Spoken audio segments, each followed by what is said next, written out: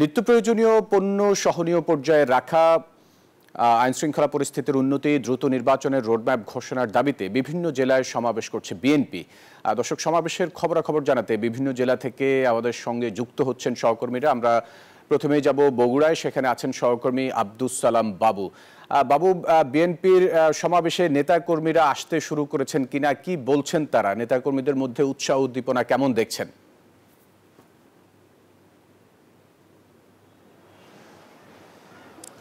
বগুড়া জেলা বিএনপি শহীদ রাষ্ট্রপতি জিয়াউর রহমানের জন্মভূমি, যার কারণে এটা বিএনপির ঘাঁটি। আর নেতাকর্মীদের মাঝে উৎসাহ উদ্দীপনা যে কোনো সময় চাইতে কম নয়। আজকেই জহর নামাজের পরেই এখানে নেতাকর্মীরা আসা শুরু করবেন। বেলা ৩টায় এখানে প্রধান অতিথি এসে উপস্থিত হবেন বলে আমরা জানতে পেরেছি। বিএনপি চেয়ারপারসনের উপদেষ্টা বীর মুক্তিযোদ্ধা আব্দুস সালাম এই জনসভায় প্রধান অতিথি হিসেবে উপস্থিত থাকবেন। বগুড়া জেলা বিএনপি সভাপতি রেজাউল করিম বাদশা আমাদেরকে জানিয়েছেন যে ১২ উপজেলা এবং ১২টি পৌরসভার বিএনপি অঙ্গ সহযোগী সংগঠনের বিপুল সংখ্যক নেতাকর্মী আজকের এই জনসভায় অংশগ্রহণ করবেন। বেলা ২টার পর থেকে নেতাকর্মীরা আসবেন। ইতিমধ্যেই সদর থানা বিএনপি সভাপতি মাপতুর আহমেদ খান রুবেলকে আমরা দেখতে পাচ্ছি, তারা এসেছেন। মঞ্চ প্রস্তুত হয়েছে কিনা তা তদারকি করছেন।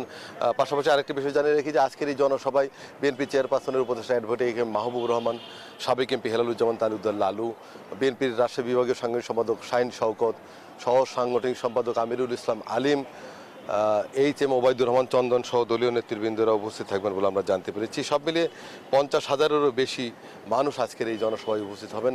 বগুড়া শহরের এই আলতামুনাসা খেলার মাঠটাকে কিন্তু সাজানো হয়েছে, বিভিন্ন মাইক টানানো হয়েছে। শহরের এই মাঠ ছাড়াও বিভিন্ন স্থানে চারিদিকে কিছুক্ষণের মধ্যে চেয়ার দেওয়া হবে, মঞ্চ প্রস্তুত করা হয়েছে।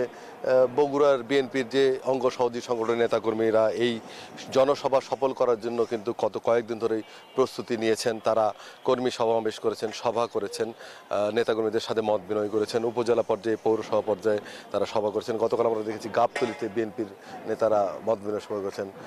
সেখানকার সাবেক মেয়র সাইফুল ইসলাম আমাদেরকে জানিয়েছেন তারা বিপুল উৎসাহ উদ্দীপনা নিয়ে আজকের এই সমাবেশে অংশগ্রহণ করবেন। জেলা বিএনপির সভাপতি রেজাউল করিম বাদশা এবং ভারপ্রাপ্ত সাধারণ সম্পাদক আলহাজ মোশাররফ হোসেন আমাদেরকে জানিয়েছেন যে বগুড়া যেহেতু বিএনপির ঘাঁটি এবং শহীদ রাষ্ট্রপতি জিয়াউর রহমানের জন্মভূমি, যার কারণে বগুড়ায় বিএনপির আজকের যে জনসভা হবে সেটা কিন্তু স্মরণকালের বৃহৎ একটি জনসভা তারা করবেন।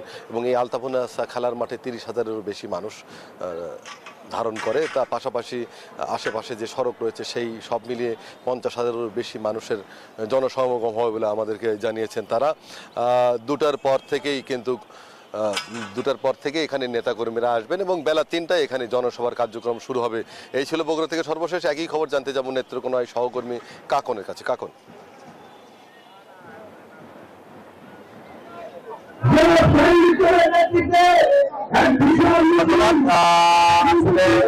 আমি আছি জেলা বিএনপির সমাবেশ স্থল। এখানে আসলে বিভিন্ন দাবিতে জেলা বিএনপির আয়োজনে সমাবেশ অনুষ্ঠিত হচ্ছে। এই সমাবেশকে ঘিরে কিন্তু গত কয়েকদিন ধরেই উৎসাহ উদ্দীপনা নিয়ে কিন্তু আসলে নেতাকর্মীরা বিভিন্ন এলাকাতে সকাল থেকেই জেলা শহরের যে বিভিন্ন এলাকা সেই এলাকাগুলোতে কিন্তু আসলে বিভিন্ন এলাকা থেকে এই সমাবেশে যুক্ত হয়েছেন। এবং ইতিমধ্যেই আমি দেখাতে চাই এখানে আসলে যারা রয়েছেন বিভিন্ন এলাকা থেকে এসেছেন, সেই সাথে কিন্তু জেলা বিএনপির যে নেতাকর্মীরা তারা কিন্তু আসলে সমাবেশ স্থলে এসে পৌঁছেছেন। আমি একটু দেখানোর চেষ্টা করছি যে আসলে এখানে জেলা বিএনপির যে বিভিন্ন নেতাকর্মীরা রয়েছেন তারা কিন্তু আসলে ইতিমধ্যেই এসে পৌঁছেছেন। আর এই মুহূর্তে আমি দেখানোর চেষ্টা করছি যে ইমরান সালেক প্রিন্স, যিনি আসলে এখানকার